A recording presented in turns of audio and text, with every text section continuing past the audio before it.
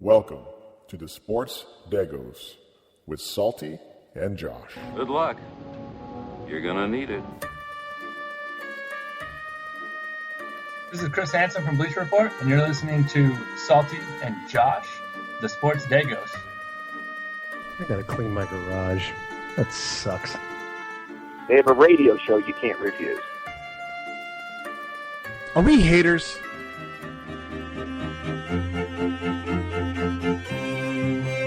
I don't consider myself a hater, because in sports, you never want your rival to win. Shut your mouth. I want to do some talking once in a while, huh?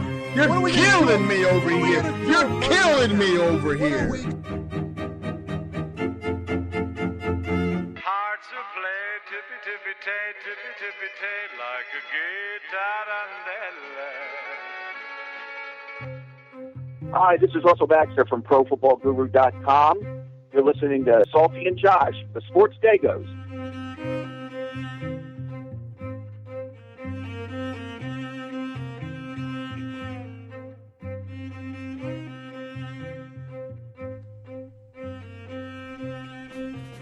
Welcome once again to the Sports Degos. I am your host, Sonny.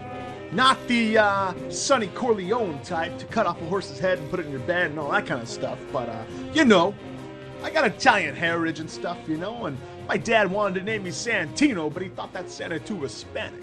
No offense to our Hispanic audience. But he named me Sonny. And, you know, for a long time I didn't like that name. I didn't like the name growing up. People would say, hey, son. Oh, hey, sunshine. And all this kind of stuff. You know what I'm saying? So I got a lot of fights from an early age. Without any further ado, though, let me welcome my co-host, Murph. Are you with me? I am Santino. I mean, Sunny, Sunshine. That, thanks for having me back. I'm gonna break your face, you Mick. You know what's funny? Is that, growing up, I don't think it's any mystery that you and I are related. You and I are, in fact, cousins. And Hey. I thought we wouldn't say that in public. All right. Well, we are. Okay. And it's funny that you're the Dego, but you're the one with the red hair, and I'm the Mick, and I don't have red hair. But anyways, growing up, Sonny, that never occurred to me. As a kid, even as a young kid, and us growing up together, and never like Sonny, like Sunshine, never occurred. I always went to Sonny Corleone, to James Caan and The Godfather. Sonny is just such a great Italian name, and so I never went that whole Sunshine route. So I hope our listeners do the same. Oh, it was a tough childhood. It was a tough childhood, Murph, let me tell you. Not to mention a long last name that you lose your tongue over and stuff, So, like in third grade, when it's a brand new school day and stuff, in September, and the teacher gets up there, okay, is Mike Jones in class? Yes, check. Okay, is Heather Johnson in class? Okay, check. Okay, is Sonny Sultan Mother what in class? You know what I'm saying? Then it was like, oh, great, now I'm singled out. Now I'm that kid on the recess playground and stuff, Now I'm that kid and stuff like that. You know what I'm saying? It was a tough childhood, Josh. It was a tough childhood. But you know what? I fought through it, Josh. I fought through it, and it's okay. Because now, as I'm older, I got my wife in the kitchen making me pizza, homemade, Murph. Homemade. That's how you do it. You know what I'm saying? That's how we do it, man. That's it. That's how you do it. And we're doing a Sports Dego podcast, talking all things Italian and sports. Is there anything better to spend a Saturday night doing, Murph, than talking sports and Italian things? There's only one thing that I won't say that it's better, but I'm going to include it on that list, and that's enjoying a frosty adult beverage. There are lots of forms of frosty adult beverages. There's cocktails, there's wine, but then there's beer. And Sonny, no one enjoys a good beer more than you and I. Unfortunately, tonight, I'm not enjoying a real good beer. I'm enjoying a low-carb beer. Oh, no. I'm a little fluffy. We're both a little fluffy, and I try to stay after it on that treadmill. Now, when you're being what do you mean by fluffy? I don't mean like got a few extra lbs. You were not in our utopian fighting shape of our early 20s, is what you're saying. That's what I'm saying. I'm saying that there's a shed over the toolbox. You know what I mean? That there's all right. So So I'm going with Mick Ultra tonight, Sonny. I'm having a little Mick Ultra, which is not bad for a light beer. You know, it's got the low carb thing, and you could probably drink 100 of them. But so anyway, so I'm enjoying a nice, lovely Mick Ultra. How about you? Hey, Murph. That's cute. I know. I want to go pull a Sam Adams out of the fridge just so I don't get made fun of. The children love you, Murph. That's cute. Murph, I'm drinking an old favorite. I think I drank it last week. You know, I don't always start a show off talking about how traumatic my childhood was with the name of Sonny. But when I do, Murph, I'm drinking a Dos Equis. You know, that makes you the most interesting Sonny on the planet. I am definitely the most interesting Sonny hosting this show right now, Murph. That's what I'm saying. All right, we got a big show planned, Murph. And you know what? Here's what I'm going to say. I'm going to give a little behind-the-scenes analysis. Even if we didn't have a big show, even if we threw this show together 10 minutes before we were actually going on the air live, I would still come out and say, we got a big show planned. Is that wrong? I don't think so at all, because even if, you know, hypothetically speaking, it's pure fantasy land. Say we rushed and really scrambled at the last second to try to get a quality podcast / live radio show based on sports and being Italian. Say we scrambled to put that product out late. We would certainly not admit it. You know, jeez. You just can't do a podcast and throw it together. You need to have hours and hours of prep. However, in the instance that we came on the air with very minimal production behind the scenes going into it and very minimal thought going into it, maybe even to the depths of what the heck are we even doing with this stupid podcast, we would still come out and say, we got a big show. A huge show. Even if we question our abilities as broadcasters, as content creators, as sports fans, even if we question that, we would come out and say, we got a really big show. And you know what? We got a really big show tonight. We got a monstrous show. Huge. Murph. Huge. Probably biggest one we've ever done. You know why? No. Last week, we did... Oh, gosh. Last week, we did technically our, 50th or 55th, something like that, podcast, right? But as far as the Sports Degos go, last week was our 5th episode of the Sports Degos. This week, Murph, it's our 6th. And so because 6 is bigger than 5, this is naturally the biggest show we've ever done. Can I get some clapping going on? Please. Thank you. Hey, let's take a moment to pause and reflect. I thought we did some menopause last week. That's what I'm getting at. Let's reflect back on the wives episode. I don't know how much. First off, let me say this.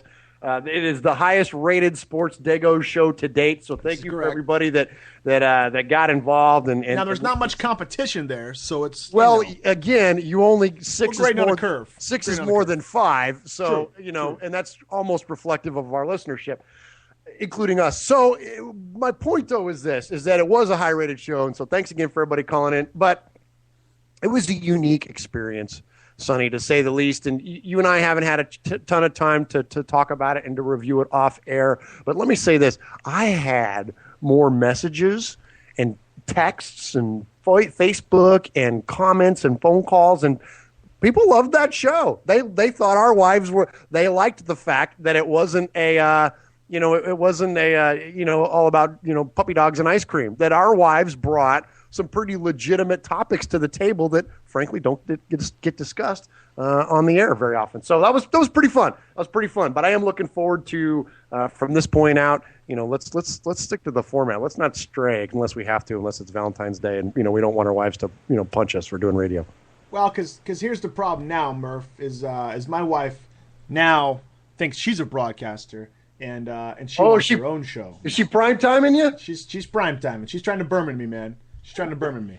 She thinks because she came on to my small time bedroom lights off, curtains closed, Facebook open, and the console open as well on my laptop, that I'm big time, and that she steps in, does it one time, gets some people laughing at what she says, and then all of a sudden she wants her own show. So now we got two wannabe broadcasters wanting to go down. But Josh, you know what I told her? What'd you tell her? I told her, go in the kitchen and make me some homemade pizza. And I said, if you're lucky, I'll let you bring it in to me while I'm doing the show. Wow. That's good for her. And now we have to shut the show down because she was outside my door. No. Okay, moving forward. The live show was great. I loved it. It was fun. A lot of text, a lot of good support from people. It was a good time. Loved having him on. Probably have him on again so we can get some more better ratings. So this today, Joe. You like my phrasing? Yeah. Hey, I make up my own language. This today, Joe.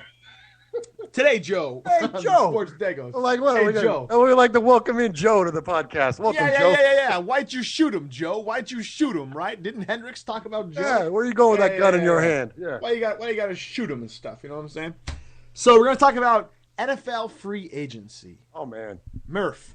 There is like a zillion guys on the free agency list. It's insane how many guys are out there. We could spend an entire show talking about quarterbacks alone. You know what I'm saying?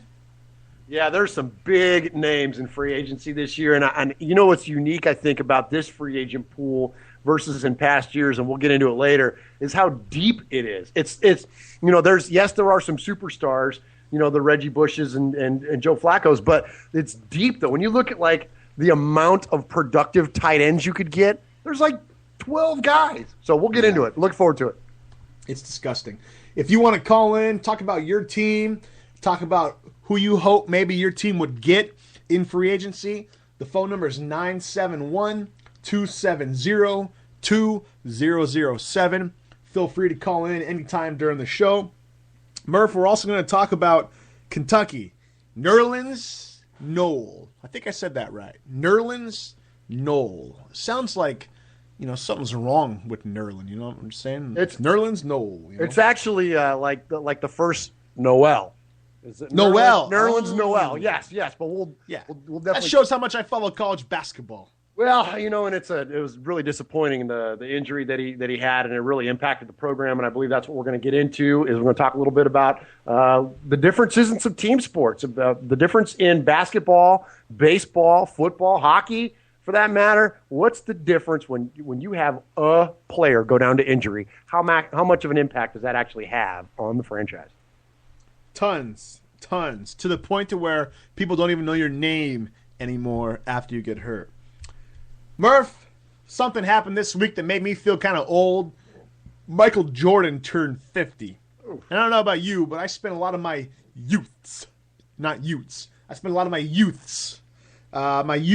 days watching Michael Jordan, trying to be like Michael Jordan, trying to wear Jordan shoes, trying to wear Jordan shorts. None of it made me a better basketball player, even though I thought I looked cooler, maybe, in the mirror before I went out. He turned 50. That's incredible to me. And so we'll talk about that. We'll talk a lot about his stats. There was a lot of conversation this week. Kobe, LeBron, Jordan. If you're starting a team, you could have your choice of either one of those guys at the beginning of their career. Who would you take? So we'll talk a lot about Jordan. We'll also talk, Murph, is it me or does being a sports fan right now kind of suck? Oh, it's brutal. I mean, I like basketball. I like watching it, but I'm not going to get too much into it right now, but it's just like, there's just not a lot going on. I mean, spring training's not here yet. The draft's pretty far away, so I don't know. We'll get into that later. Also, Murph, do you remember, speaking of Jordan, back in the day when you actually would set aside time to watch the slam dunk contest because you knew that Dominique Wilkins was cooking up something good, and then Jordan was cooking up something good as well. And there was nobody better at dunking in the NBA than those two guys. And there was also really not too many bigger stars at the time than those two guys. Do you remember when stars of the NBA actually participated in the slam dunk contest? Oh boy, do I! And we're going to get into it later, but I think is an excellent topic for discussion. And frankly, the mainstream media really doesn't talk about it too much. I mean, you don't expect the guys, the TNT analysts, to really get into the fact that there's a lackluster, event going on that they're forced to cover. But yeah, boy, what a big difference. Being children of the '80s. Wow. Big difference between the slam dunk contest back then and now. It's horrible. We'll get into the Shut Your Fat Mouth, Fat of the Week, whopping historical fact of the week as well. All that and more to come when the Sports Degos continue. Hey, all you podcasters, put the Cheetos down, get out of your mom's basement, find a job, do something worthwhile. Hey, if that don't work out for you, listen to Sonny and Murph. They got some good stuff, you know what I mean? Hey, all you podcasters, put the Cheetos down, get out of your mom's basement, find a job, do something worthwhile. Hey, if that don't work out for you, listen to Sonny and Murph. They got some good stuff, you know what I mean? All right, Murph, welcome back. Did you enjoy your commercial break, Murph? I did. It gave me ample time to crack a new beer, pour it into my, I was going to say my frosty pint glass, but that would be a lie. Oh, my gosh. It's not. It's a big old plastic cup like you used to drink out of when you were in college and you were pouring out of a keg. Your cool moniker nickname given to you by your uncle was Murph. But do you know why your name is Josh? Do I know why my name? No, I don't. Yeah, you ever heard the story? Your mom told me. Really? Shed some light on me. She said, really, your first name was Randy growing up. But you used to do so many stupid things, she would go, "Oh, my Josh!" all the time. And so she just changed your name to Josh. It's true. True story. I think she just liked the name Josh. But you know what's funny is that here's a story about my first name that I'll bet you don't know. Do you know that my name was supposed to be Antonio? No, I do not. All right. You'd be a lot cooler if it was. Our great-grandfather, Anthony Antonio Orlando, came... Whoa. Why you got a name drop? Because he was cool. Now we're going to get killed. Fresh off the boat. Here, let me further identify. Fresh off the boat from Palermo, Sicily, came through Ellis Island. He was a first-generation Sicilian here. He was your and I's great-grandfather. Offered my mom. Now, this is in 1973. Yeah, I'm dating myself. I'm almost 40, but I don't care. In 1973, offered my mother $10,000 to name me Anthony Orlando Murphy. My dad said, "Do it." And he should have, and they should have. But my mother opted to not do it, and because she didn't like the ring of Anthony Orlando Murphy. Anthony Orlando's cool. It's the Murphy part. That's the disappointment. It's like, Anthony Orlando, all this excitement's building up. Anthony Orlando Murphy?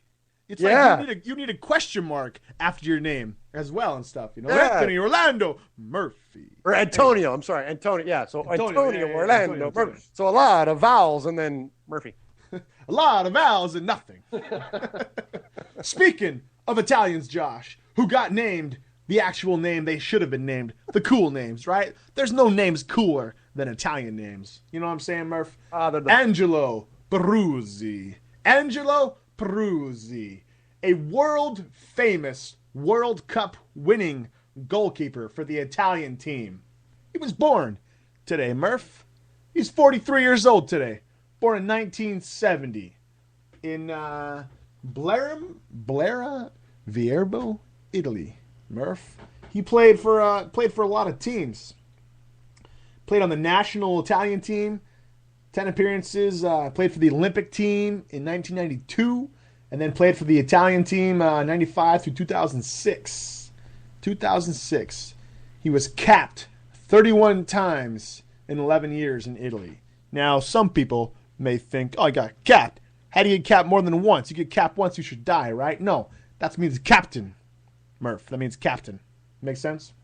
Absolutely, and thank you for clarifying, because when you said capped, I'm like, okay, this guy's either playing checkers, or he just got shot, or he's a cat. Yeah, or he's a cat. Yeah, okay, so he was named captain. See, this is why soccer's stupid. Why can't you just say that the guy's named captain? He was capped? Come on.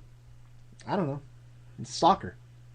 It's the one part of our nationality that I don't like, is that we're big soccer honks. I don't get like soccer. Played it when I was younger. Soccer's like that sport you play in third grade, but then once you get to junior high and realize it's not cool, you stop playing it. You know what I'm saying? Soccer's for kids that can't play baseball. And yeah, soccer. Well, though, I take that back. We had I believe our second episode was with Coach Salty. And Coach Salty actually shed a little bit of light on me on soccer. He kind of let us know that it was a little bit of course, but we're talking about youth though again. Yeah, never mind. Yeah, the youth soccer's good. When you get older, nah. Are you getting chicks for being the star cap when you're a sophomore in high school? You know what I'm saying? I once heard it said the order of awesomeness. I forget who said it, but it was on a talk show. It was like comedians were third, actors were second, and then rock and roll guys were first, right? As far as like popularity in the Hollywood scene or the star scene, whatever, right? And we define popularity by how many chicks you pull. Pretty basically. So Motley Crue would be number one. George Clooney's number two, and pick a freaking a comedian to be number three, right? Mitch Hedberg, right? In order of cool factor, that's how you go. Rock stars, actors, and then comedians. In high school, it's football, basketball, probably baseball, and then maybe soccer, right? I don't know.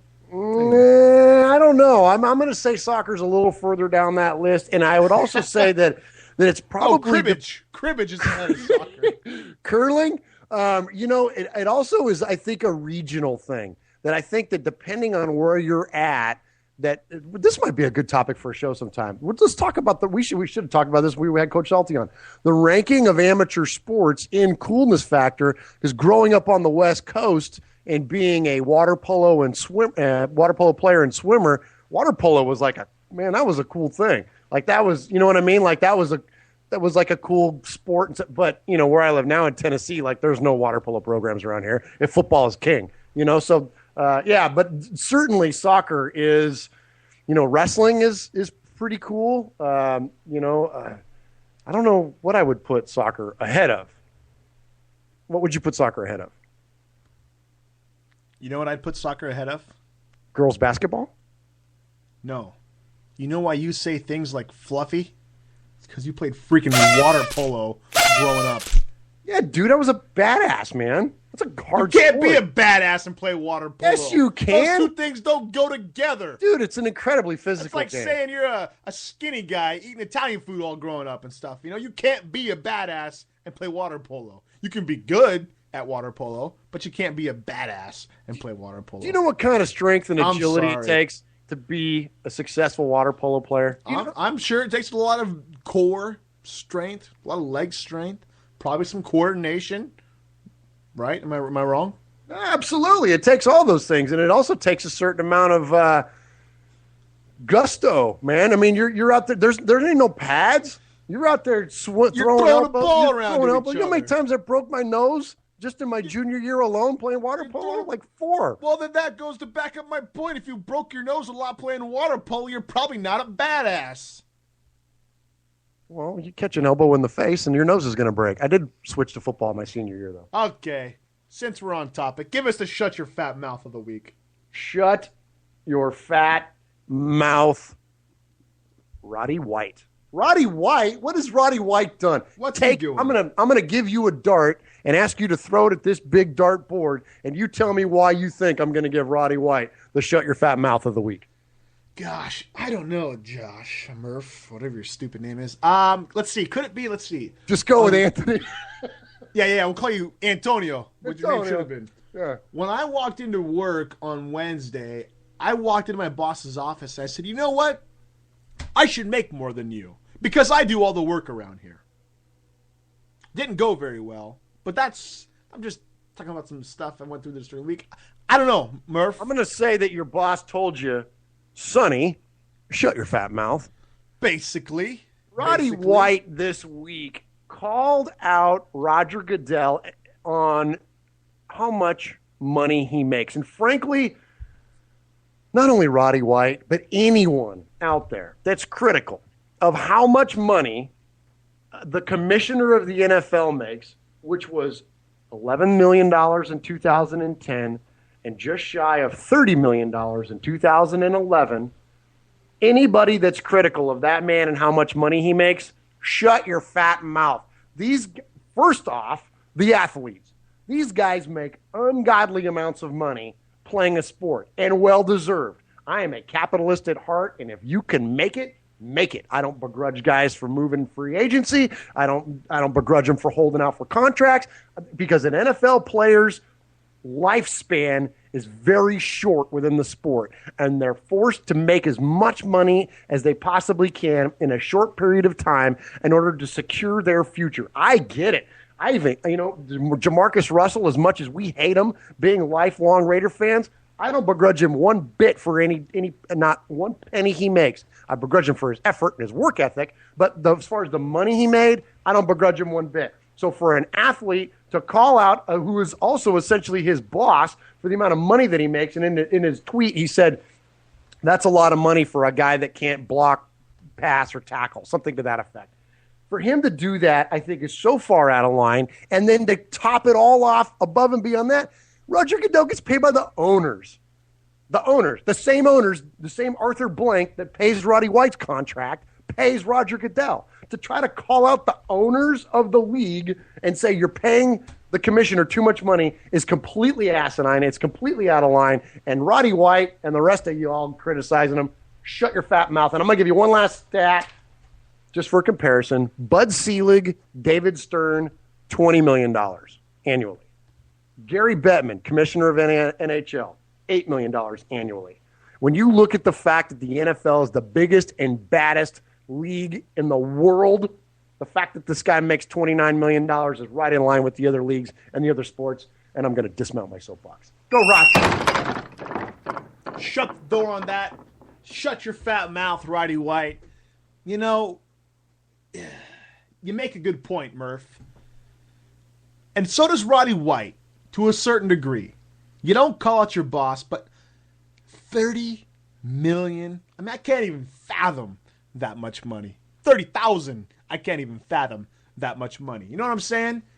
And so these numbers that these guys are making are astronomical. The contracts, what Flacco is probably going to pull down this year because he won the Super Bowl at the most optimum time in the contract year. They're set for life. We're lucky if we retire with the $100,000 in a 401k or $500,000 or something like that.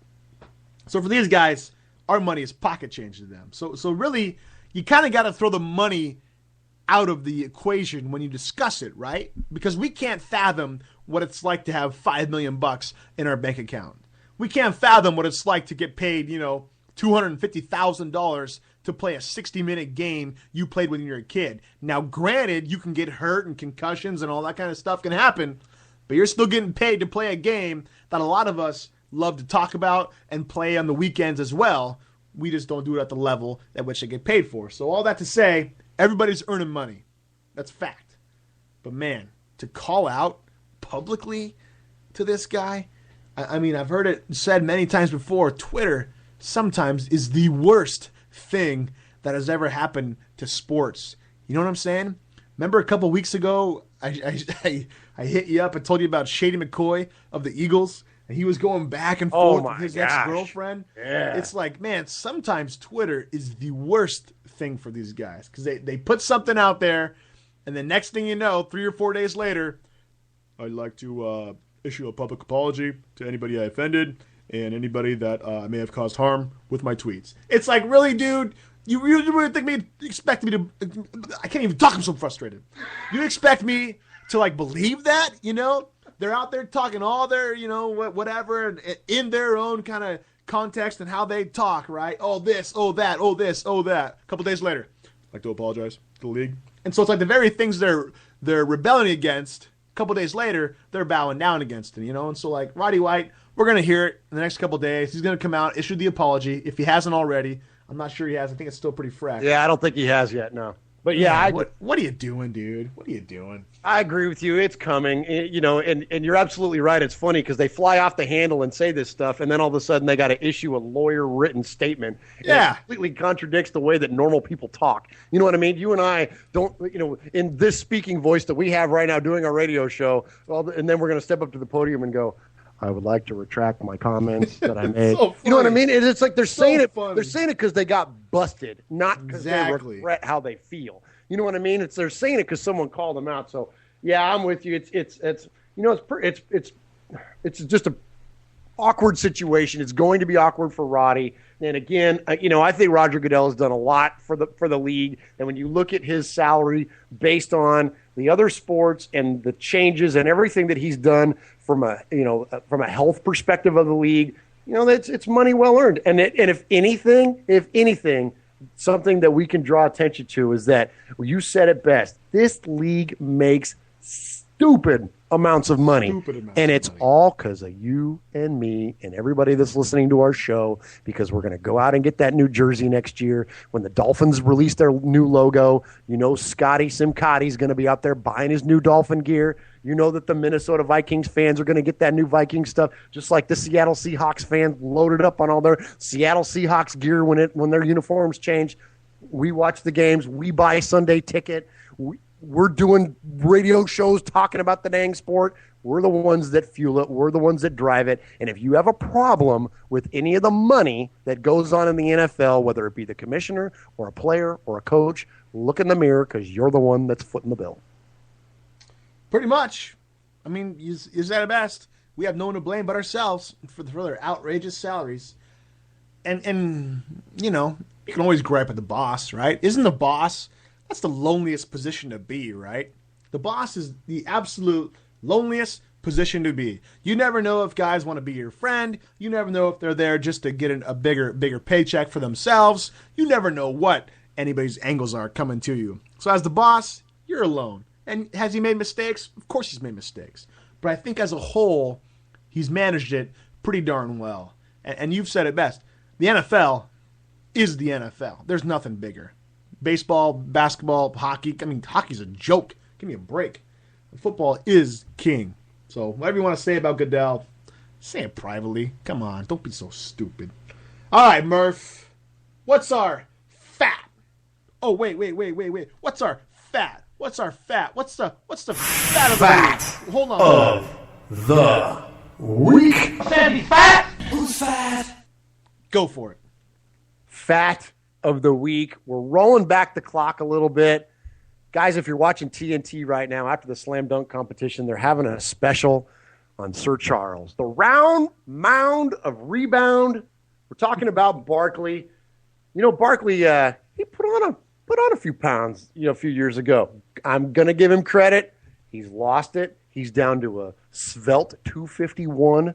But when Barkley was fat enough to qualify as fat of the week, 336 is what Sir Charles stands at 6'6" and got himself up to 336 pounds. Not only watching Charles in this interview now, but something that he said earlier this week that kind of sparked my. I'm gonna roll back even further. Everyone's talking about Jordan turned 50. Everyone's kind of talking about this age of the NBA that had gone on in the 80s and the early 90s. And we started talking about all those players. You mentioned Wilkins earlier. Charles Barkley was certainly one of those players. He's one of the more electrifying players and one of the best in the NBA, especially at that time. But man, he's always been known for the stuff that he says. He's always been known for having, coming off with strange things that he says, and he's never been afraid to call anybody out. And I got to say, if you like him or hate him, Sir Charles is always honest. He came off with a fact earlier this week during the halftime show on TNT when he revealed that in that fat belly button of his, in his playing days, he used to keep Vaseline in there so he could reach in there, get it up on his finger, and then put it on his lips so he didn't get chapped lips. That is the nastiest thing. And he gave me, there's a haunting image of it that I'm going to post up on our Facebook page. Guys, check us out, facebook.com/the Sports Degos. Sir Charles, Vaseline in the belly button during a game, nasty. Not only are you fat of the week, you are nasty of the week. You know, Murph, I found a lot of stuff in my belly. Fact but of the week. Sandy fat. Who's fat? I would never. Are you kidding me? Barkley? What are you doing? Vaseline? First of all, how big is your belly button that you can store Vaseline in there? I mean, I've heard of innies before, but give me a break. How much Vaseline can you store in that big old thing? Unbelievable. Unbelievable. You know, I met Barkley once. You did? I'm sure he remembers. Of course he does. Of course he does. We were it was a celebrity golf event, and I was a little kid, 12 years old, sunshine at the time, and went to go talk to him. He walks up and goes, "What's up, little man?" And I says, "Hey, I want your autograph." And I handed him a card, and he says, "No, I can't sign your card." A Barkley card? Barkley card. And he goes, "I can't sign it." And I was like, "What?" I was devastated, right? My dad's ready to break his legs because his legs are like pretty much even with my dad's head, And a big man. I mean, let me back up. Probably one of the biggest men I've ever seen in my life. He's tall. What is he? 6'6"? 6'6", yeah. 6'6", but he was just big. And he's overweight, but he was big, big bone dude, Yeah, big head, big hands, yeah. Yeah, just a big dude, man. I don't know how else to describe it. Just a freaking big old ball. And he goes, "I can't sign your card." And I was like, "Oh man," I just like my fez kind of melted and stuff, And I was like, "Really?" He goes, "Yeah, we can't sign them no more because of people get them and then sell them on the internet and stuff, So it was kind of a bum deal and stuff, But he patted me on the head, and I was like, "All right, Charles Barkley patted me on the head." And then we had just got there to this golf event, and then I get to the first hole and stuff. We're watching like Marcus Allen's there and Clyde Drexler and all these famous guys and stuff, And then I see Barkley tee off, and I'm sure you've seen it, on the internet and stuff. But talk about the worst golf swing in all my life. Oh my gosh, it was bad.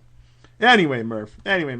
Well, all right. Go ahead. I'd like to piggyback on something you just said. I had the good fortune recently of meeting an NFL Hall of Famer, Raymond Berry. He was a wide receiver for the Baltimore Colts back in the glory days in the 50s and 60s when they were winning championships. Hey, wait. Back when the Colts would actually win in the playoffs? That is correct. Before they got that giraffe. I know my sports knowledge. Before they got that giraffe that started playing quarterback for him and can't get it done in the big game. Before all that. Yeah. So Johnny Unitas was his quarterback. Anyways, I bought a Colts helmet, an old Colts helmet, like from the 50s, at a garage sale like 10 years ago. I bought it for $2, and I haven't had it sitting around my house in different places, wherever, just in closets and everything. Never had a use for it ever. I just am a football nut like you are and saw something football and was like, okay, it's $2, I'll get it. So I had this old Colts helmet. Well, Raymond Berry happens to be a member of our church. We have a rather large congregation, so it's not like you bump into him in the hallways ever. But he had spoke at our church one night, and they announced that he was going to be signing autographs out in the lobby. So I grabbed this old Colts helmet and stood in line and went and got up there with Mr. Berry, and it was really cool because I said, "Mr. Berry, will you sign my helmet?" And he looked at me and he goes, "That's my helmet." I'm like, I was kind of chuckled. And I was, "Oh, that's pretty good." But he stopped before he put the pin to the helmet, looked up at me and said, "Do you want me to sign it to you?" And I said, "Yes, please." And so he kind of, like you mentioned about Barkley, that I would have been, because I'm not going to sell the thing. I mean, I had him sign it because I think it's cool. And so I had him sign it to Josh. And, and then he signed it Hall of Fame 73 and all that kind of stuff. But I was curious to the fact that he took pause, like he was willing to say, "I'll just sign this Raymond Berry Hall of Fame 73 and you can go eBay it." You know what I mean? And I thought that was curious because I've always heard that from athletes, that they always want to personalize it because that way they know you're not just trying to make a buck out of them, that it actually is going to mean something to you, So that makes sense. Makes a lot of sense, actually. Yeah, just sorry, I didn't mean to derail us there. It just reminded me of that incident, and that was just 2 weeks ago. I have no idea what we're going to talk about now. You totally got me off topic. Oh, did I mess up? Did I mess up the show? Well, let me ask this: did I mess up the show any more so than I did earlier? Oh gosh, you just totally derailed it. Let's just shut it off. Let's just shut it off right now. How about this, Murph? Maybe we need to change it to the Sports Dego. Sports Dego. And I'll just be a call-in. That is the Sports Dego and the Mick. All right, we're going to go to commercial break. We'll come right back at the Sports Dego and the Mick, and we'll talk about free agency, Nerlens Noel, Jordan turning 50, stars not playing in the slam dunk contest, and sports being so boring. Sports Illustrated come up with the swimsuit models. This is Chris Hansen from Bleacher Report, and you're listening to Sonny and Murph, the Sports Degos. This is Chris Hansen from Bleacher Report, and you're listening to Sonny and Murph, the Sports Degos. All right, guys, welcome back to the Sports Degos. Sonny, your host, Murph, adding some color and some funny commentary from time to time. Occasionally. Get ready to dive into the free agency topics and stuff. And if you want to call in and talk about which team you hope maybe gets a couple of these free agents, feel free. The phone number is 971-270-2007. That number again is 971-270-2007. You can find us on Twitter at The Sports Degos. We're on Facebook, facebook.com/The Sports Degos. Murph. Yes. You remember when, if you said, hey, I'm at this place, it used to be like a physical thing, right? Like if you said, hey, I'm at Josh's house, that meant you were at Josh's house. But now it's like, hey, check me out at, and it like has to do with Twitter, right? It's kind of weird how that kind of just happens. Anyway. Wow, what an existential conversation. Yeah, you like that? You like that? Let's talk free agency, Murph. Let's talk free agency. Can I? Now it's not. Go ahead. I was going to say, let's. When we're ready to get into it, I would like to pick the position that we start with. Oh my gosh, you sound like a freaking girl on her wedding night. It All right, does not moving have forward. to be perfect. Moving forward here, free agency. It's no secret that we're big Raiders fans, and quite frankly, if you're not a Raiders fan, well, I don't even want to talk to you. No, just kidding. It's the Raiders and everybody else. You know what I'm saying? It is. So when I look at a list, I think who's going to benefit my Raiders the best. Lo and behold, Jason Campbell's on the list, but I'm not even going to get into that. So before we get into it, Murph, the floor is yours for free agency. Thank you. And that was a perfect segue into the position that I want to bring up, because Sonny, let's face it, when you think about free agency, there is one position that draws the absolute most attention. Quarterback. No, not quarterback. What? There is another position that draws more attention and is higher profile than any other on the field. I'll give you another guess. Running back. No, you'd be incorrect. I'm going to give you one more guess. If you bust out with a punter, I'm going to be pissed. You are correct. Everyone knows you go straight to punter when you look at free agency. Killing me, Murph. And there is a potential Hall of Famer, a chronic Pro Bowler, and still yet the second best punter to ever play for this football team, Shane Leckler, punter for the Oakland Raiders, was rewarded with a very lucrative contract from our beloved Mr. Davis not that long ago. But this year, that deal is up, and Shane Leckler is a free agent. Shane Leckler is one of the most beloved Raiders of recent history. He's the last remaining member of the team that played in the 2002 Super Bowl against the Tampa Bay Buccaneers. He is, I'm not going to say the face of a franchise, but he's certainly the face of special teams, he and Janikowski. And the fact that the Raiders are going to let him walk without even extending an offer to him is a good thing for our football team. And here's why. If you guys don't know who Marquette King is, check him out. Beast. He is a beast. He's young. He's got a thunderfoot. He's going to come with a very small contract compared to Shane Leckler, and he's going to continue the greatness at the punter position that our Oakland Raiders have always been known for, and I look forward to seeing him in silver and black next year. And Shane, you've been awesome. We've loved what you've done, but you're gonna ask for too much of a price tag, and we're gonna let you walk. You know, Murph, I played John Madden football. I know you do too. We love football. We love it so much that we try to emulate it on our Xbox with our pixelated characters and stuff, you know. And for Madden, every year they have a contest seeing who should be on the cover. Who's the cover of Madden? It's a big thing, right? There was a big conspiracy for a while, big superstition. Whoever was on the cover was going to get hurt and all this stuff, right? The Madden cover, it's a big deal. NBA players want to be on it. I mean, it's a big deal. Every year, I know last year it happened, a couple guys are selected from each team to be in the vote for the Madden cover athlete. Do you know the two athletes, and athletes might, well, it's not a stretch, we'll say athletes. Do you know who the two athletes were last year selected from the Oakland Raiders to be on the Madden cover? That would be Shane Leckler and Sebastian Janikowski. The freaking punter and the kicker are selected from your team to be on the Madden cover. That is reason number 147 to realize things are not right in Oakland. But anyway, Murph, I would completely agree with you. Shane Leckler, you've been great. I think you're 35, 36 now. Eesh, too much money. We can get something else. We got something else in Marquette King on Twitter. Thanks for the memories, man. I agree 100%, Murph. New regime, new direction. Got to move, man. Got to move forward. But Murph, let's back up. I mean, you just jumped in right away to the most prolific position.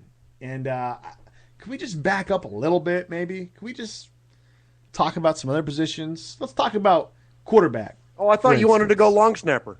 I thought we were going high profile.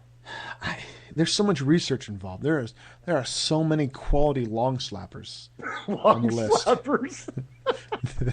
That I didn't get a chance. I didn't get a chance to research the long slappers.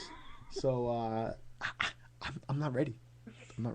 In the hours of prep, I looked at quarterbacks and running backs and receivers, but forgive me. I was thinking about homemade pizza. A lot of guys on the list, Murph. Yes. And let's start with our beloved Raiders. All right. There are two of them on there that used to be Raiders. Jason Campbell and Bruce Gradkowski. I love Gradkowski. I loved me some Gradkowski, man. He was fun. He especially was a gamer, dude. Oh, that game, he was a gamer. That game, he came back and won against Pittsburgh. What was that, 2009, something like that. That was when Louis Murphy's rookie year. That was a great football game, and yes, Gradkowski definitely brought some flair, especially on the heels of. Dude, it was like he had like ADD. He had like ADD out there. He was just like this bouncy fireball and stuff. You know, he never knew what was going to happen. You know, he was exciting. Jason Campbell. Oh, man. I think back. He got hurt. Hugh Jackson sells the farm to get an aging ginger out of Cincinnati. And, you know, he's okay. He's good. He had his heyday. But Palmer's never been the same after that knee injury against Pittsburgh in the playoffs. And so it's like, I see Jason Campbell's name, and I'm just like, what could have been, hurts. man? We were there week 3 when Jason Campbell and our Oakland Raiders beat the New York Jets at home. The Jets were those before they're what they are now. This was the team that went 2 straight AFC Championship games. Man, that was a huge win. Darren McFadden, electric during that football game. Jason Campbell, I hate the term game manager, but that's really kind of what he is. He's not gonna go out and win you a football game, but he's certainly not gonna go out and lose it by doing something dumb either. He's just gonna be, kind of quiet and kind of effective and do his thing. Throw a couple touchdowns, maybe a pick, maybe a couple 100 yards. But, man, I'm telling you, that talk about turning the tide, turning the direction of the Oakland Raiders when one fell hit, one broken collarbone, and look where we're at now. Oh, just makes me sick. Let's talk about some more free agencies. Yeah. Joe Flacco. Go ahead. You were going to say something? No, that's fine. We'll lead off with Mr. Flacco. It was said to him, Steve Bisciotti, the owner of the Baltimore Ravens, told him, if you go out there and win the Super Bowl, you can come in here and pound on my desk and tell me how much money you want to get paid. And that's exactly what Mr. Flacco is going to do. What I'm going to ask you, though, is he going to be worth it? I mean, yes, he just won the Super Bowl, and yes, he's the MVP. Absolutely, and I get that. But Ed Reed's going to be gone. Ray Lewis is going to be gone. This team is not going to be what they were this year, running off the fuel of Ray Lewis's retirement, which is what propelled them to win that championship. Yes, Joe Flacco has done some great things, but he's also made some questionable throws at times too. And when you look at, like at that Denver game, was that throw that he made to Jacoby Jones all that great, or was it just absolute garbage coverage by Morris? It was a horrible throw. Yeah. So anyway, I think that he's going to get paid. I think he's going to stay in Baltimore, but he's going to get paid more than Manning, more than Brady, more than Breeze, more than all these guys, and I don't think he's worth it, frankly. Well, but here's the deal. Did Flacco drop the ball that he placed perfectly into a receiver's hands last year in the AFC Championship game? Evans, yeah, good point. Did he drop the ball that he put on the outside edge away from the defender and the only spot the receiver could have got it? No. He put the ball there. Now, correct me if I'm wrong, how many interceptions did Flacco throw in the playoffs this year? I'm trying to think. Gosh, I'm drawing a blank. It was less than 10. It was less than the amount of playoff wins K-Man has in our Madden League. So you're saying less than 0? Yes. I'm going to say this. I'm going to go out on a limb. Joe Flacco threw less interceptions than we have listeners for our radio show. That's saying something. That's going out there pretty big. I think he's a gamer, dude. I think you got to pay him. And I think it's well earned. Brady, Manning, getting old, man. Flacco, he's the guy, dude. He's Captain Cool. I mean Joe Montana, was he a game manager or was he a great?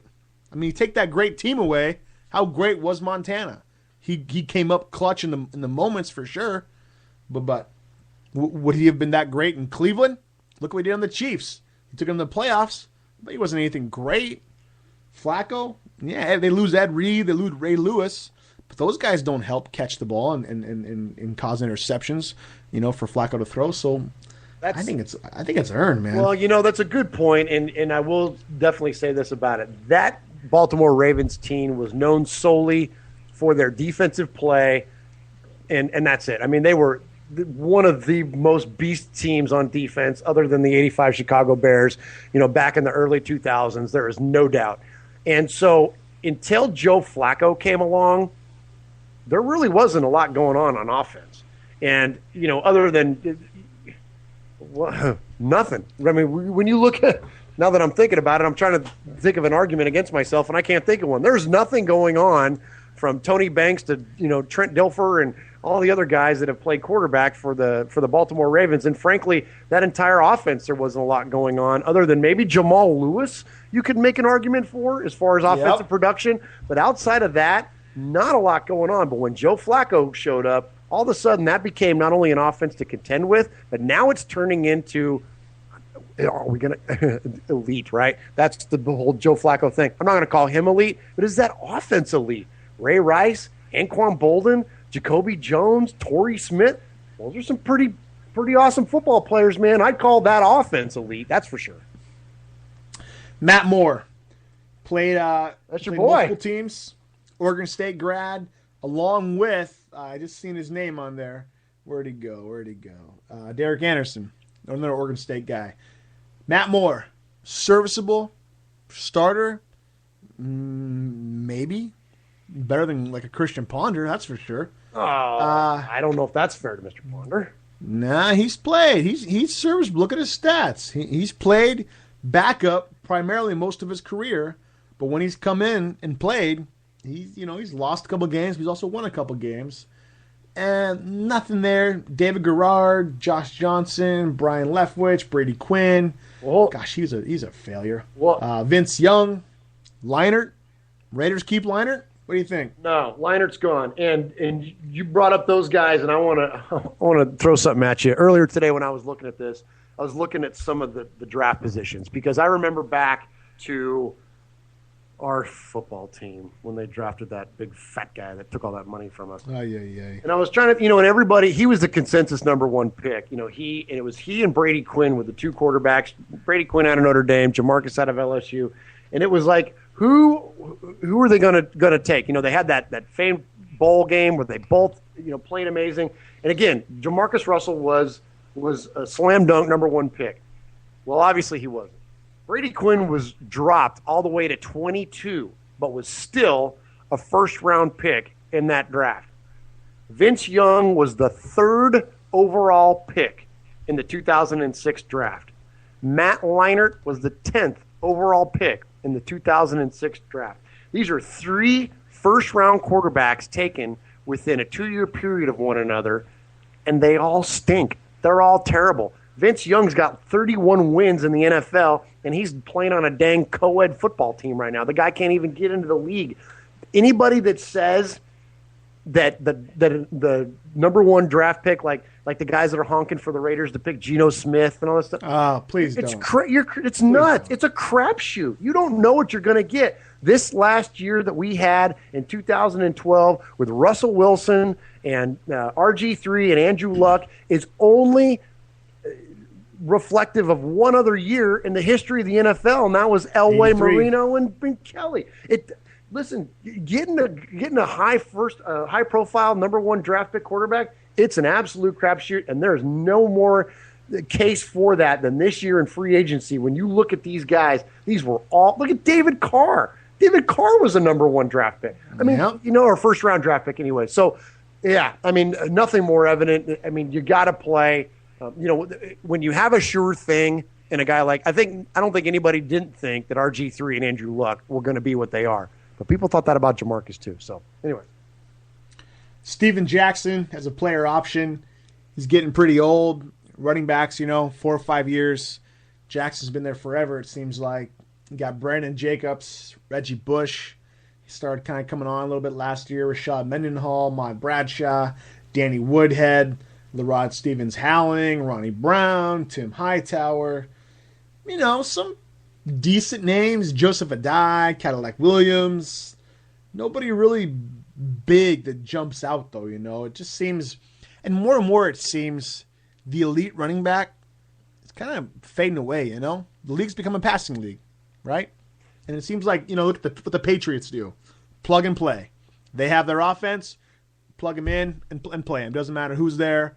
They're going to get production, but it's not like they need that all-star back. You know what I'm saying? Yeah, absolutely. The league has certainly changed, and especially now with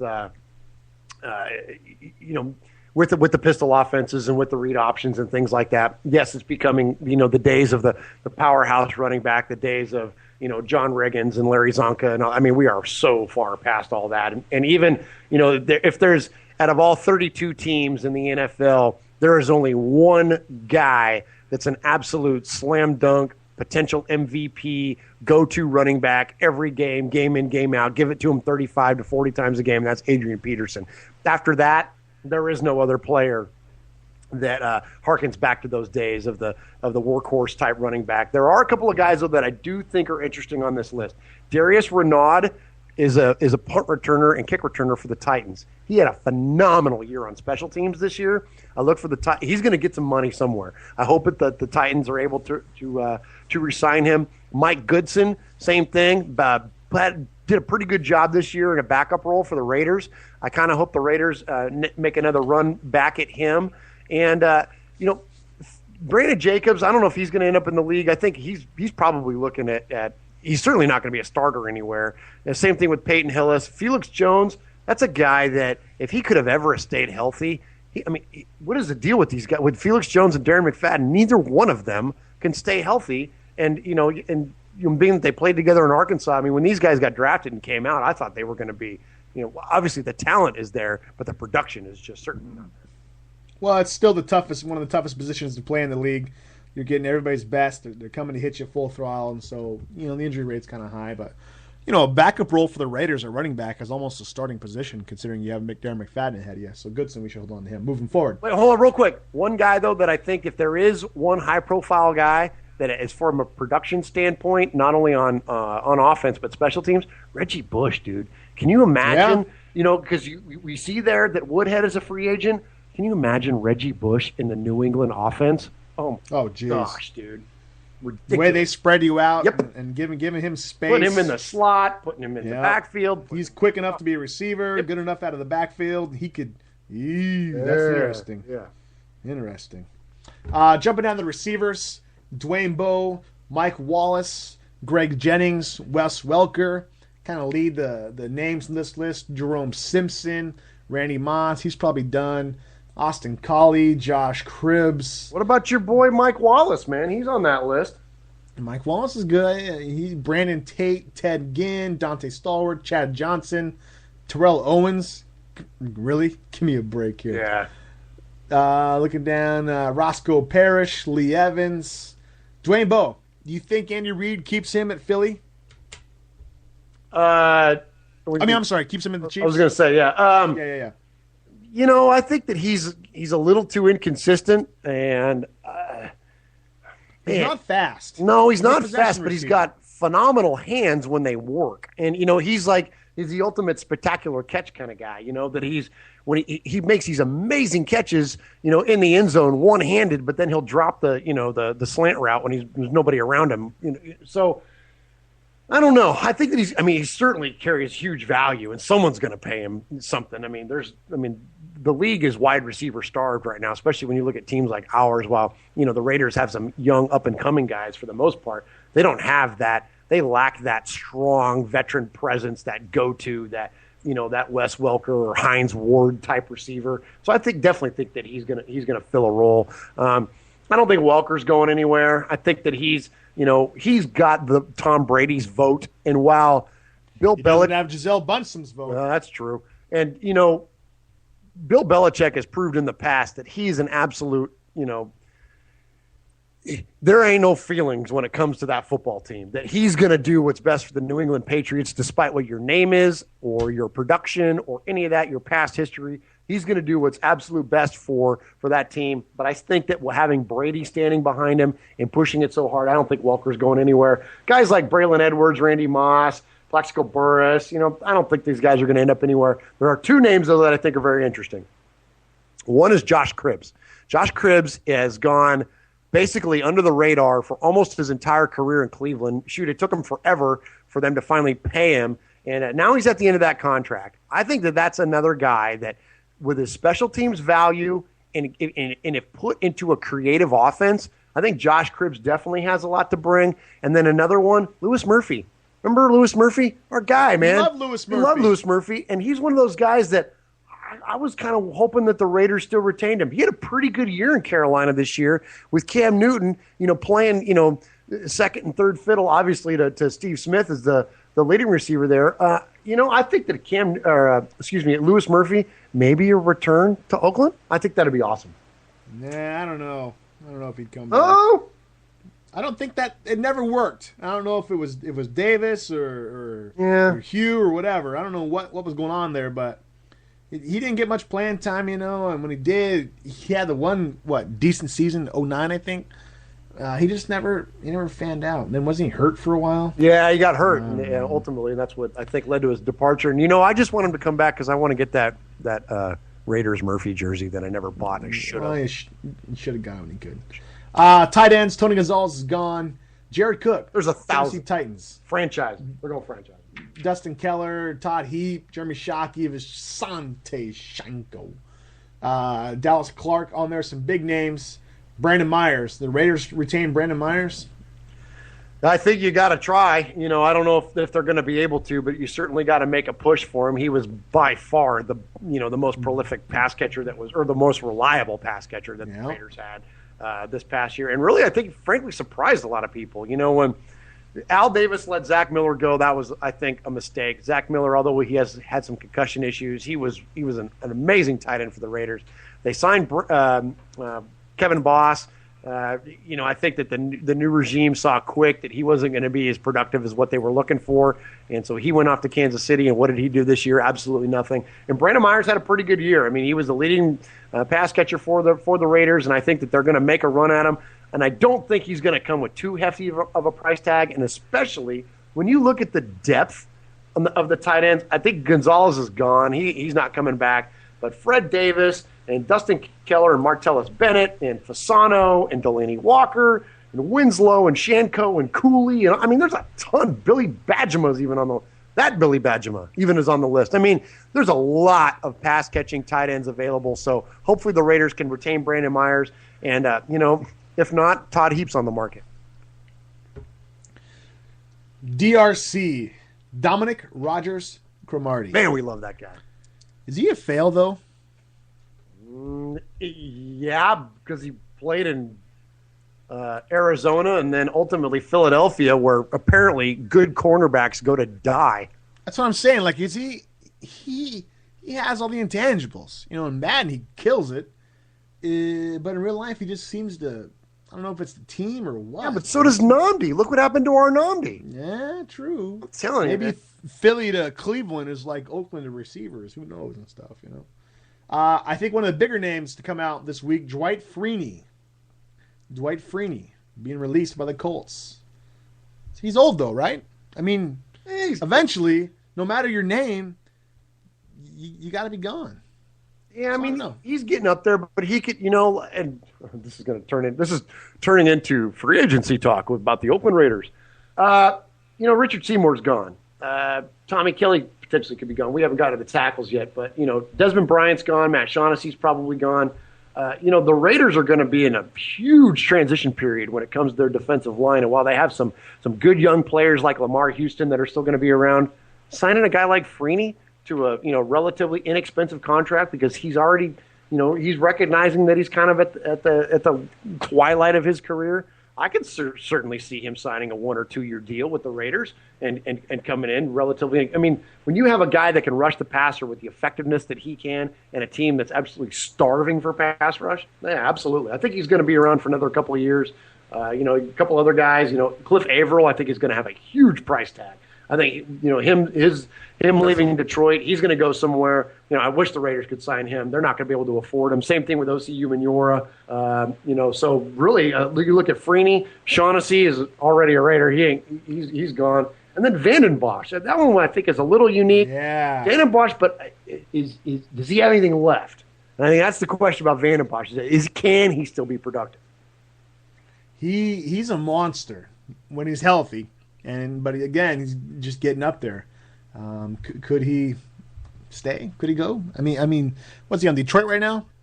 Detroit's already pretty loaded defensive line. Well, yeah, he and Averill are both going to be gone. But. Yeah, it's not like they need him, but you know, let's move forward, or else we'll be talking about free agents all night long. Murph, is there any sport other than basketball, and maybe basketball's broken down to college basketball, high school basketball, pro basketball? Any sport that if you lose one guy, maybe a star, maybe not a star, that has more of an effect on the overall team than basketball. We've seen what happened with Kentucky this week. You know, their stud guy goes down. All the talk about, you know, the one and done rule and all that kind of stuff. And then go out and get killed by Tennessee, right? Yeah, Tennessee beat them like 88-58 or something today. Yeah, and it's Kentucky. You know, they don't get beat like that. So football, you see guys get hurt all the time. Even in the pros, you know, guys get hurt, but teams still are good. What's the difference? What's the difference there? Well, I think that to break it down to its most common denominator, it's pretty simple. It's a numbers game. You got 5 guys on the field versus 11 or 9 or you know whatever the case may be. You know, hockey it's 5 or 6. Excuse me, with the goalie. So I mean, yeah, I think it's a lot of a numbers game that when you have a superstar that can play.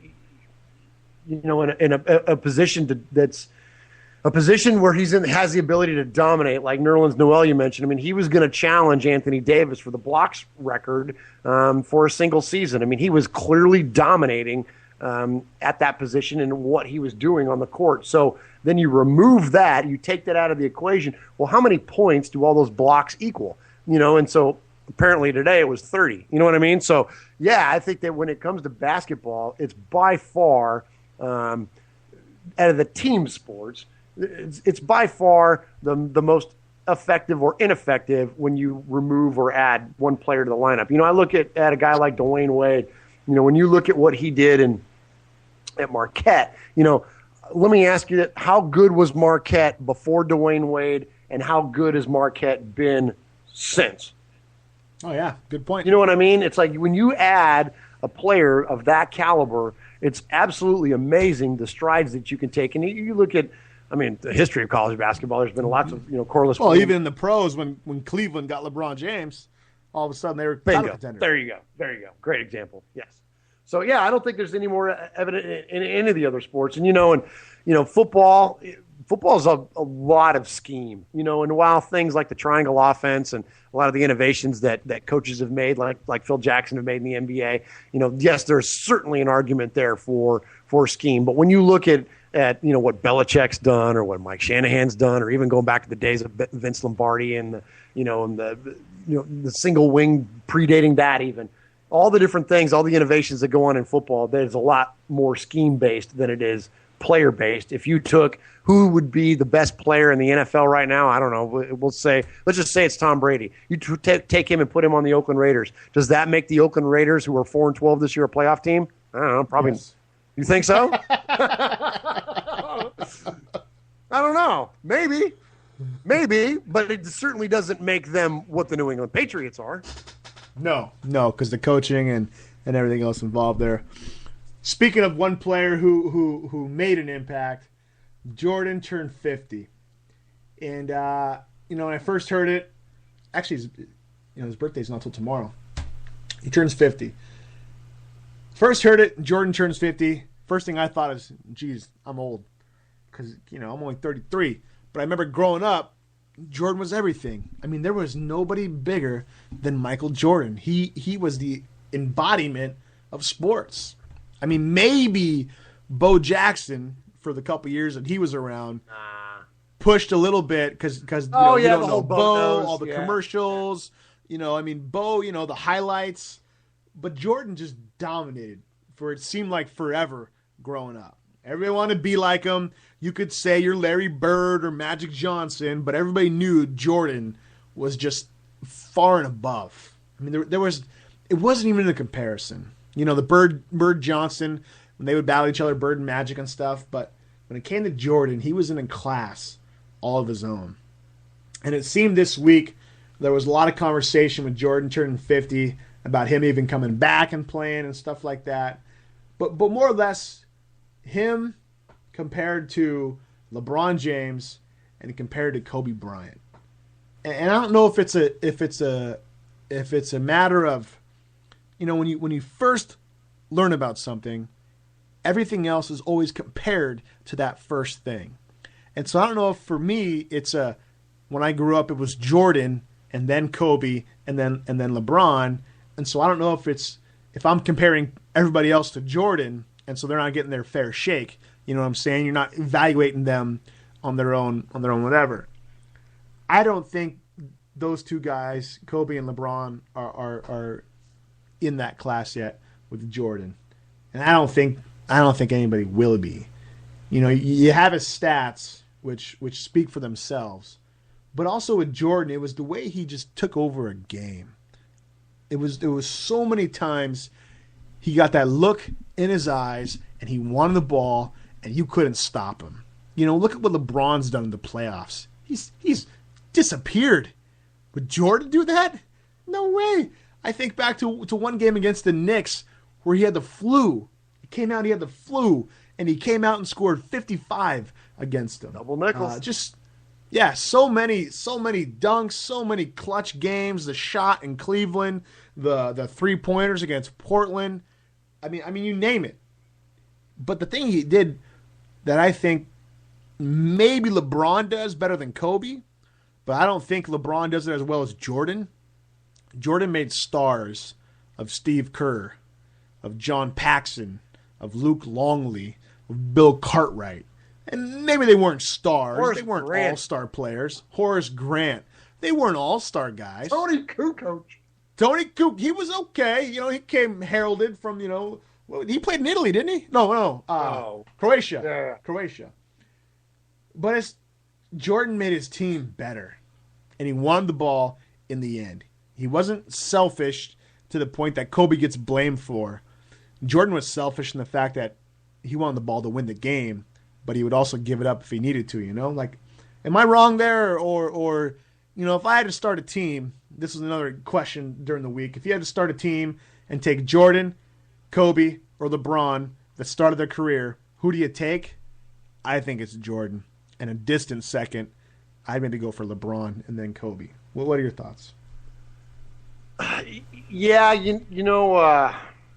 man, this is just such a tough topic to talk about. And I think that to make it equal and level for all three guys, the first thing you got to do is look at career as far as total. And Jordan has played and has completed his Hall of Fame career. He's finished. Kobe has still got probably 2, maybe 3 left to go. LeBron's got certainly a lot more than that. So to try to gauge exactly where to compare them now, you can't do it because they have an incomplete body of work with Kobe and LeBron. More so incomplete with LeBron. He's got a championship. He's got how many years in the league? 1, 2, 3, 9 years in the league. So I think that as of right now, you got to dismiss LeBron James from the argument as far as the greatest. Is he one of the most athletic, one of the most talented basketball players to ever play in the league? Down. Absolutely. Does he play defense better than both those guys did? Absolutely. But I don't know. Jordan was pretty good defender, LeBron, man. LeBron's got the body that Jordan didn't have, though, and that's where that LeBron, as far as again body size type, he's a different player, and that's the other thing too, that Kobe and Michael are much more similar in play style. Well, because Kobe copied Jordan, right? And so LeBron plays a different game. LeBron's game is actually he's more comparable to Magic Johnson when you look at it. So, but anyways, all that said, so I'm going to excuse Mr. James, and I know he's going to be disappointed to hear me say that. I'm going to have to excuse Mr. James from this argument or from this comparison strictly because he just hadn't been around long enough. Now, one of the things about him, though, is that he came into the league at 19. Kobe came into the league at 18. Jordan came into the league at 21. So there's the potential for both of those guys to have a longer tenured career based on the fact that they just came in so much younger. Okay, so we excuse Mr. James from the argument. Now we're down to Kobe and we're down to Jordan. It's pretty dang close. It really is. And while they have different demeanors, the numbers are close. Jordan was an absolute assassin, and when you take if you asked me to pick between the two of them, it's a slam dunk Michael Jordan, because of everything that you said, because he made everyone else around him that much better. There's been no case more evident than this year that Kobe Bryant doesn't have that ability. The Lakers had potentially an all-star team going into this year. When you look at Powell, I call him Paul Gasol, Dwight Howard and Kobe Bryant. When you hear that, and Steve Nash, those 4 guys right there, that's like you see that. That's an all-star team from 2 years ago. That's exactly, easily. Absolutely. So the fact that those guys can't get it done, I think that Kobe's a lot more of a selfish player in that Jordan, he did. You're right. He had that ability to make those other guys on the court with him better. So let me throw a couple numbers at you. All right, Kobe Bryant, lifetime total points, 30,933, okay? And that's the 2012-2013 season. So we're talking about right now. So at 34 years old, he's got just shy of 31,000 points. Jordan, just shy of 39 when he retired, 32,200 292 points collectively, okay? So we're talking about 21 to 39, so an 18-year career, all right? Kobe, in 2 years, will have that 18-year career. His production has dropped off almost, it's eerily how similar his production has dropped off as far as total points goes. So I'm going to say that Kobe is going to end up with a very similar point total for career points scored to Michael Jordan. So then we go to what's next, what's championships, right? Jordan's got 6, Kobe's got 5. Pretty comparable. Is Kobe going to get another one? We kind of thought that he was going to get one this year. Can he get one next year? The Lakers are in a pretty big transition period, so I don't know if. I mean, what do you think? You think the Lakers got a shot to? Let me ask. Not even the Lakers. Let me ask you this: is Kobe going to get another ring before he retires? I'm going to say no. No. Lakers are too disarrayed, and before this year, Kobe didn't get rattled. That's the one thing that even when he went down through all the stuff with his wife and all that jazz, like Kobe was pretty game face, This year, he's on Twitter. You see him in the news a lot. You see him saying stuff. He's rattled, man. And I don't think he comes back. I don't think that mystique about him is there anymore. I think he's old. I think guys got his number. I think it's just like when Jordan played with the Wizards. It was Jordan, but it wasn't Jordan. You know what I'm saying? Yeah, absolutely. It's Kobe, but it's not Kobe. And they each changed their game. Kobe copied Jordan. So whatever you say about Jordan, Kobe did. Jordan was high flying when he came in, dunking, all that kind of stuff. Then changed that more, jump shooter, stuff like that. Kobe did the exact same thing. And then there's just a gradual fall off. Guys are younger, they're faster, they can keep up. So Kobe, no, I don't think so. All right, no more championships. I don't think so either. And then the kicker to this, and this is to me is the slam dunk of the argument. Jordan took off for a couple of years. Jordan went and played baseball. They won 3 straight NBA championships. They missed 2 years when the Houston Rockets won it. Jordan came back. They won 3 more straight. I don't think is it plausible that the Bulls could have won one more? 8-peat. Or yeah, that's what I'm saying. It would have been an 8-peat. They would have won. Is it possible they could have lost? Sure. Was it likely? Probably not. What would have changed that would have shifted them off of that power streak that they were on? So that to me is it. It's just like Ted Williams. The guy went and fought World War II halfway through his career and then came back and still came out as one of the greatest hitters of all time. And when you look at the numbers that Ted Williams was able to post throughout the course of his career, he probably would have been the home run leader. He would have had the record that Barry Bonds broke, not Babe Ruth. Ted Williams would have been the bar because he was gone for 2.5 years or whatever. Same thing with Jordan. If Jordan would have stayed in the NBA throughout posted all those years together in a row, I don't think there's any question that these numbers we're looking at. Yeah, is Kobe going to get close to the point total? Yeah, but if Jordan would have played those 2 years, would he have? Absolutely not. So the argument starts and ends with Michael Jordan, the greatest basketball player ever, and probably the greatest player in his sport to ever play the game. You got to think, too, how different does his career look if Jordan stays those 2 years, wins the championships, wins the 3 more after that, and then is done? The Wizards thing never happens. How different do we look at his career at that point? Yeah, absolutely. I mean, yeah. You're talking what? Think about that. Well, he could have came back. He took off 1 year, and then he came back at the very end when he was 45. Number-wise, he came back and played that. So like the back half. 01-02. Yeah, right. And that was what 94, 95. I want to say something like that. No. He played 7. He played 2 years, and the Spurs won. I think when he took off in the middle, right? He took off one full Rockets. year. The Rockets went back to. Oh yeah, the Rockets. My bad. I knew they were from Houston or Texas. Yeah. They win the 3. Takes off 1 full year, and then plays like 17 games the next year. Rockets win, comes back, full on, win three more championships in a row, and then is done at that point. And then comes back. That was in '98.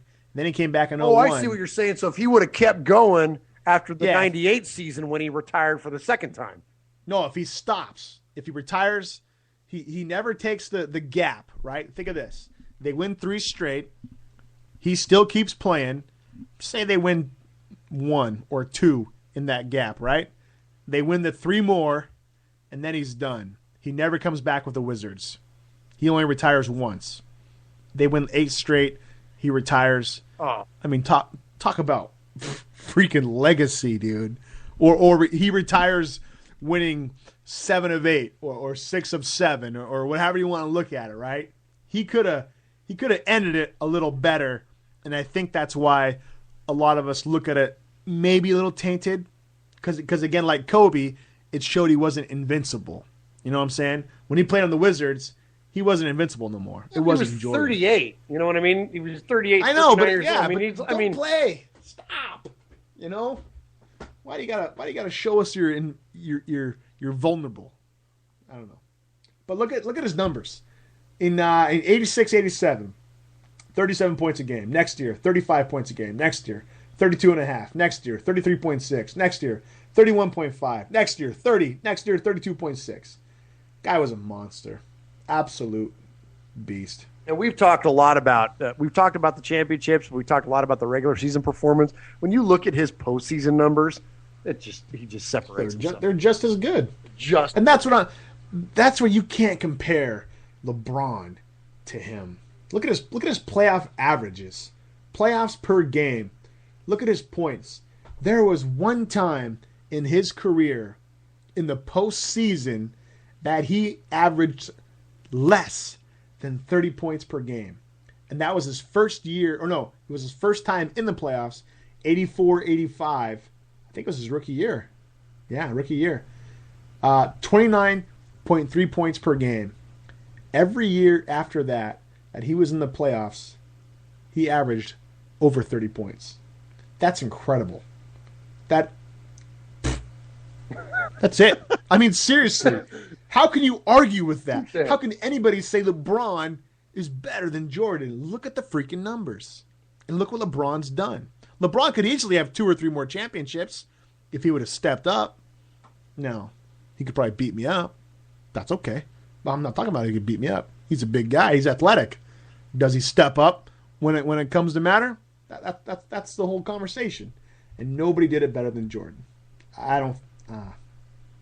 He's in a league all by his own. All by his own. That's it. I agree. Speaking of Jordan, and I gotta take a leak, so we gotta hurry this show up. I've drinking a whole cup of water and my Dos Equis. The All-Star game happened today, right? Oh, did it? Yeah, I think. I read about it on Twitter. Yeah, it's tomorrow. The NBA All-Star weekend had started, though, and they had the 3-point competition and the slam dunk contest. Speaking of Michael Jordan. It's so lackluster. I have no idea what's even going on. But I remember when I was younger, I used to mark on my calendar the slam dunk contest to see Jordan go against Wilkins again, to see Spud Webb, to see Clyde Drexler, to see the stars of the day actually participate in the slam dunk contest. Now, Murph, I still see the stars at the slam dunk contest. But you know what they're doing nowadays, Murph? They're announcing. Oh, wait, you mean the past stars or the current stars? The current stars the current stars. Yeah, they're sitting on the benches. They look good. I mean, they got some cool suits, some cool swag. They got all those glasses with no lenses in them. Yeah, they got some cool hats. They're freaking sitting there. What the crap is wrong with basketball? This is why I can't get into it as much as I would want to. It's weak. It's weak sauce. The stars sit and participate and clap like they're so much better or they're so much above being in the slam dunk contest. It's pathetic, dude. It's so pathetic. There's guys in there. I have no idea who these guys are. Jeremy Evans, Ross, Bledsoe. Who are these guys? I never heard of them before. Maybe it's because I don't follow basketball much. But back in the day, you didn't have to follow basketball much. And that's my point. the stars were in it. And so even if you weren't a fan, you were a fan of the slam dunk contest because Jordan was there. Wilkins was there. The actual stars were there. Dwight Howard, a couple years ago, revolutionized it a little bit, brought some stuff back. Blake Griffin, yeah, he did some cool stuff, but it's not the same, dude. Could you imagine Jordan, how competitive he was, sitting on the sideline watching Dominique Wilkins take it over? Nah, it would never happen, man. It's pathetic. I fully agree. And, you brought up Dwight Howard. He kind of, and I'm trying to remember what year it was. I want to say it was like 09 or not even 2010, whatever it was. He brought out the Superman routine, and he had that absolute monstrous dunk. It was more of a throwdown even. It was he didn't quite get to the rim, but it was just such thunder and such veracity that he brought to that. It was great, and it really re-energized the slam dunk competition because, frankly, it was 08. 08, okay. It really it's fallen. It had such fallen off in years, and they were even talking about doing away with it entirely. And because of the fact, like what you're talking about, it's got zero star power. So he brought it back, and Dwight Howard, brought some energy back to the event, and it was awesome. Blake Griffin, little too commercialized for me, being that he does Kia commercials, and he brought out a Kia to jump over the Kia, and it's the Kia halftime report and the Kia. I'm like, okay, that was a little bit much for me, but still, point being though is that it was still bringing some showmanship back to it, and that he was a star. Granted, he was a young star, but so was Jordan when he first started doing it. So I did like that, and it's taking nothing away from the guys that competed tonight. And I watched just the last part of it. I had it on in the background as we got done doing our show prep, and I saw some pretty decent dunks. There was a couple of pretty good ones. But the fact that the star power is absent, that's what's killing it. And, if they're not going to have the stars in it, you might as well just do away with it. Because, when Jordan did it, when Wilkins did it, when those guys were in it, they were the best players in the league at the time. Granted, nobody thought Spud Webb was the greatest player at the time in the league, but the energy that he brought to it, thinking that he was 5'8", that was amazing, right? So it really missing out by not having guys like this year. How much cooler would it have been if Blake Griffin was in there, if LeBron James was in there, if we had these players, even Russell Westbrook or any of the guys that are high profile NBA players, they got to be in there, man. They got to be in there. I could go off forever. I read something earlier. Did you read what LeBron said about why he's not in the contest? No, I didn't. I'm pretty sure it was him. Let me just clarify real quick why he wasn't in Slam Dunk contest. Well, originally he put out a tweet that was like slam dunk competition with a question mark, and I'm like, heck yeah, dude, let's step it up, show up. I mean, even ESPN, the First Take show, they've had a whole campaign going on the past couple of weeks for LeBron to show up. And I thought, oh, man, this is premeditated. I thought he'll do something cool like you mentioned, all the stars are on the bench. They're all got their fake glasses on and their suits and all that. You want to talk about setting an image, dude? How cool would it have been for LeBron to stand up and have pull-away freaking suit pants on with his freaking Heat jersey and shorts underneath and go out and compete? Like, that would have been awesome. You know what I mean? Like, I thought, okay, maybe this guy's going to, really step it up. And I thought they were going to come up with something really cool because they had all this kind of build-up and speculation. But nope, nothing. I got to paraphrase it.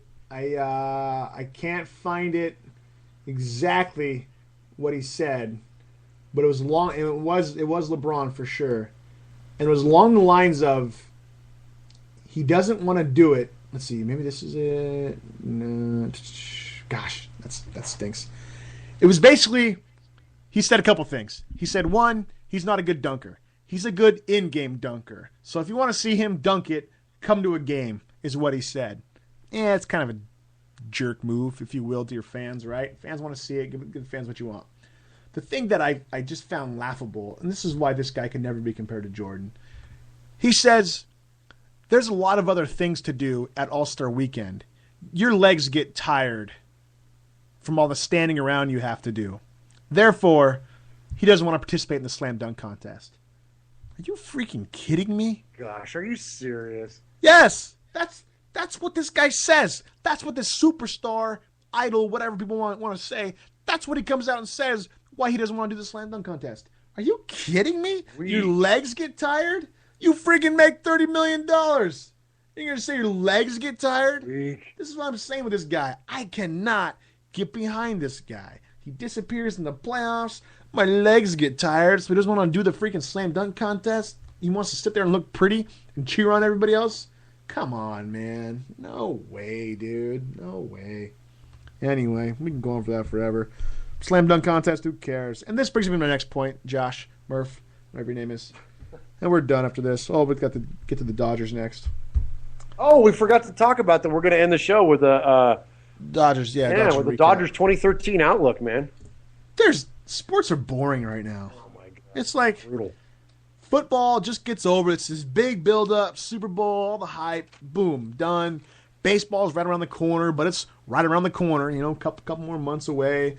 The draft is coming up and all that kind of stuff. But hockey, You're not a hockey fan. I'm a hockey fan, but still, hockey's like asparagus. It's an acquired taste. It is, but hockey's not good right now. No, especially lockout. Yeah, exactly. Just coming off bad. of the strike shortened or Football lockout shortened. sucks. I mean, sports suck right now. Sports suck right now. There's nothing on. Basketball is prima donnas. I can't get into it. Guys don't do the slam dunk contest. People are, whining, complaining, blah, blah, blah, blah. It's tough to be a sports fan right now. Thank God for Madden, is what I say. Well, it's the origin of the Sports Illustrated swimsuit edition is because this is the midwinter sports cap that frankly the magazine didn't have a lot of things to put out. There wasn't a lot of things to talk about. When you look at, I had a couple of the latest issues of Sports Illustrated that came in. One had Jordan's 50th birthday on there. The Super Bowl issue was right before that with Jacoby Jones on the front. Dude, they're thin. They're tiny. Like there's nothing in there. It's it's like some pictures and the handful of features that they always do. But when you look at it in the middle of football season, when we're talking about in September or whatever, jam-packed, it's thicker than crap. It's great. But I'm with you. So there's just not a lot going on.